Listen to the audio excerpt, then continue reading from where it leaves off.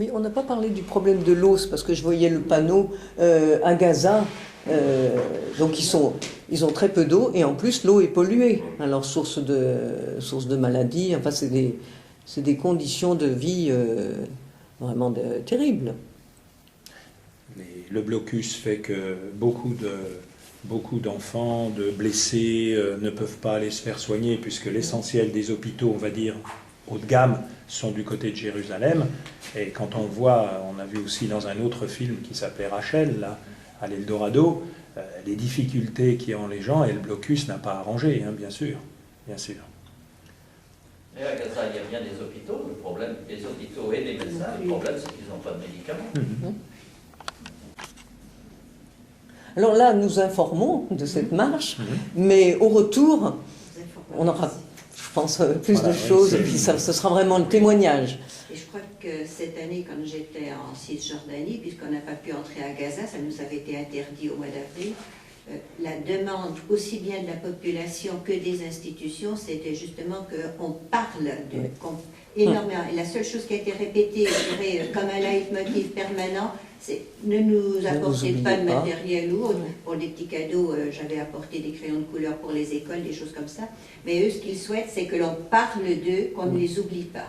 Et je crois que c'est vraiment important. Et c'est ce que nous a redit le responsable de Billing quand il est venu à Dijon, c'était il y a déjà une dizaine de jours. Parler. Voilà, oui. Donc votre témoignage au retour va être très important, je crois. C'est dommage que la presse, quand Bernard Kouchner est interdit d'entrer à Gaza, eh bien c'est quelque chose qui n'est pas connu des Français. La presse n'en a pas parlé. Kouchner, moi, je ne sais pas. Y compris l'interpellation des organisations pour qu'ils aillent.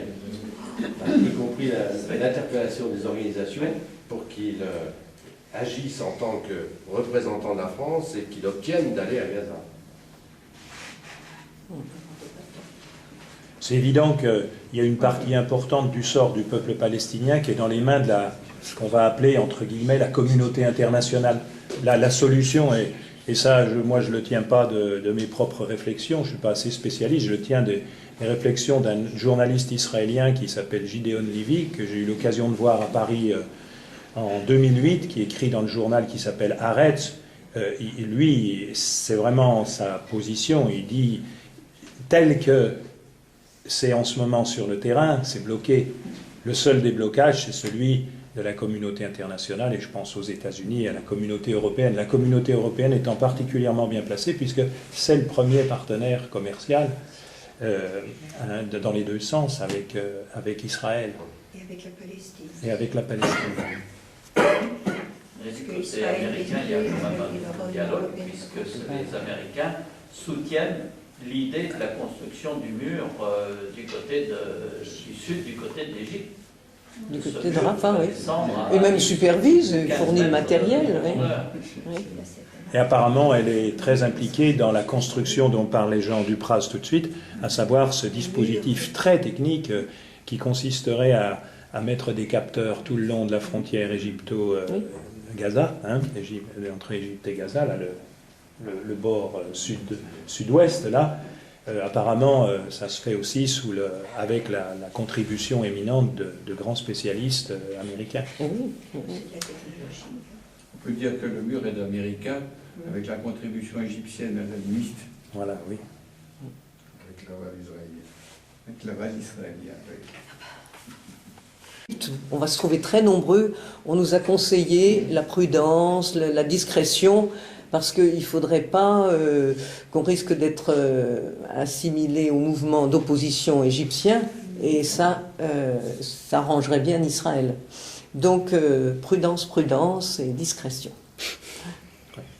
La population est hospitalière, donc elle va venir vers vous, sans tendance politique avec sa télé, et aller vers eux. Ouais. Je peux m'excuser. Merci beaucoup de votre présence. Je pense. Est-ce que vous avez d'autres questions? Quel temps il va faire? Mais je crois qu'il va faire froid. Froid la nuit. Il paraît qu'il va faire froid. Un peu frais la nuit, quoi. Un peu frais la nuit. Et puis, c'est pas chauffé, hein, donc il faut qu'on soit équipé pour la nuit. Donc là, à partir de maintenant, tu sors comme ça dehors. Non, non. Mais ça, c'est... Même les dernières informations, il y a eu des contacts. Il y a eu des contacts avec les ambassades, avec, même en Égypte. Hein, je ne sais pas, moi, je sais que le groupe avec lequel je vais, qui a à peu près 300 personnes, a eu des contacts, mais jusqu'à présent, on n'a aucune certitude de pouvoir passer, quoi. Ah ben ça, Il y a même des doutes assez importants. C'est pour ça qu'ils ont organisé un relais d'action militante sur le terrain pour qu'on puisse, pour qu'on ne vienne pas pour rien, en clair aussi, de pouvoir justifier la démarche qui a été faite. C'est aussi pour ça que je pense qu'on nous a fait signer des engagements très précis sur la conduite qu'on aurait collectivement et individuellement si on est bloqué à El Arish. Vous voyez 30 km, vous allez à 30 km un peu plus le long de la Méditerranée, parce qu'évidemment, 1300 personnes bloquées pendant plusieurs jours dans un endroit qui n'est pas spécialement conçu pour, malgré tout, qu'il n'y ait pas de tension, de choses comme ça, c'est très important. Ce serait évidemment un magnifique coup de canif dans la cause qu'on essaye de défendre. Hein, et ça, pour sûr, qu'on en parlerait dans les médias, mais pas de la chose pour laquelle on est venu ici. Et donc, on a des consignes, moi je ne sais pas, mais celles que je viens de recevoir sont vraiment... J'ai jamais manifesté dans des conditions aussi strictes que celles-là, ce qui se comprend. Hein. D'habitude, je manifeste quand même, sauf à Strasbourg, dans des conditions plus sereines. Mais voilà, quoi.